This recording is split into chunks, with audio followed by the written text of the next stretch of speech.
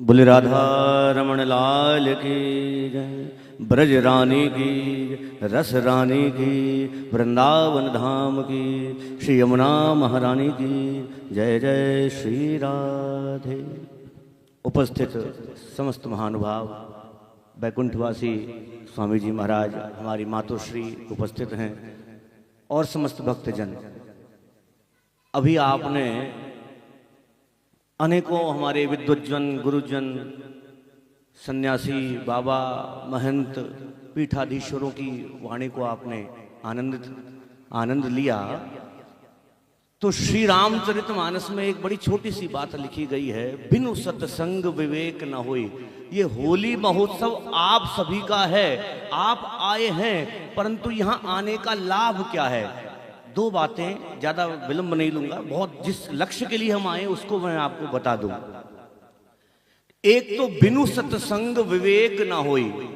आप आए हैं बहुत अच्छा, आप पहुंच गए वृद्धता की ओर, आप अपनी परिपूर्णता की ओर पहुंच रहे हैं, परंतु आप अपने साथ में अपने बच्चों को लेकर के आए, जिससे क्या होगा? संतों का समागम होगा, दर्शन होगा, उनकी वाणी का लाभ प्राप्त होगा, तो हमारे घर में सद्गुण पैदा होंगे, हमारे घर में हमारी संस्कृति को जानने का अवसर प्राप्त होगा हमें, और हमारे बच्चों को पता लगेगा कि माता पिता की सेवा कैसे की जाए, संस्कृति का आदर कैसे किया जाए, गुरुजनों के सामने बैठा कैसे जाए। अभी हमारे गुरुदेव बैठे थे नेत्रपाल जी, अंदर से यह भाव लग रहा था मानो हम अपराधी बन रहे हैं। गुरुदेव बैठे हैं और हम बराबर में बैठे हैं, समकक्ष बैठे हैं, हम अपराधी हैं, परंतु अब लौकिक मर्यादा है, उसका निर्वहन करना होता है। दूसरी बात, एक बात तो बिनु सत्संग विवेक ना होई, और दूसरी बिनु हरि कृपा मिले नहीं संता। आप ये साधारण नहीं समझें कि इतने बड़े बड़े संत महात्मा आए हैं। अरे महाराज, हमारे ना जाने कितने जन्मों के पुण्य उदय होकर के ऐसे ऐसे विद्वज्जन, ऐसी ऐसी बातें जो हमने कभी जीवन में श्रवण नहीं कर सकते थे, उनकी वाणी को हमने सुना, और उस सुनने का लाभ नहीं, उस वाणी को हृदयांगम करना पड़ेगा, तब जाकर के आपको उसका लाभ मिलेगा। हृदयांगम, हृदय में उतारा जाए। ये वृंदावन आने का लाभ कब?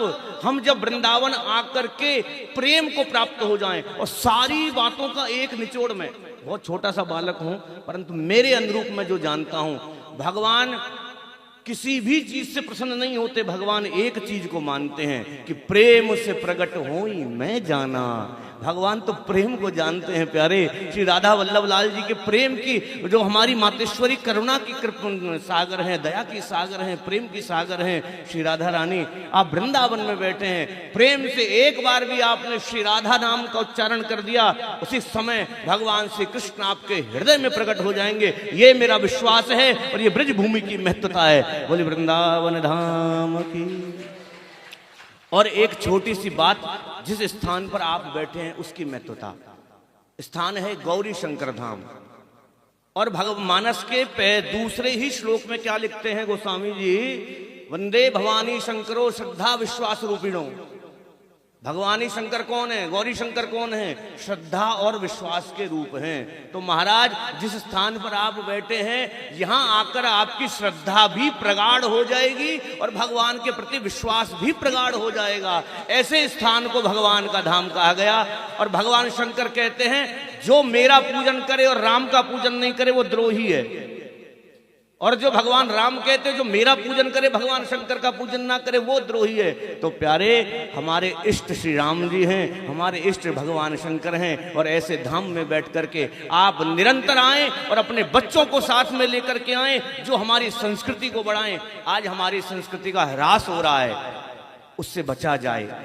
जहां हमें लगे देवताओं का अपमान है, उसका विरोध किया जाए। हमारी संस्कृति को एकाग्र चित्त से एकजुट होकर के बचाने की आवश्यकता है, हिरास होने से बचाया जाए। बार बार आपसे यही करबद्ध निवेदन, वृंदावन की मर्यादा को बचाएं, संस्कृति की मर्यादा को बचाएं, माता पिता की मर्यादा को बचाएं।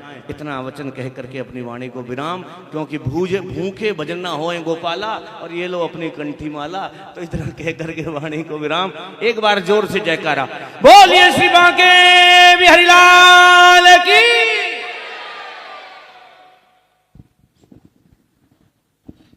परम आनंद धरातल एक और विभूति अनेक, यही वृंदावन धाम की महिमा है।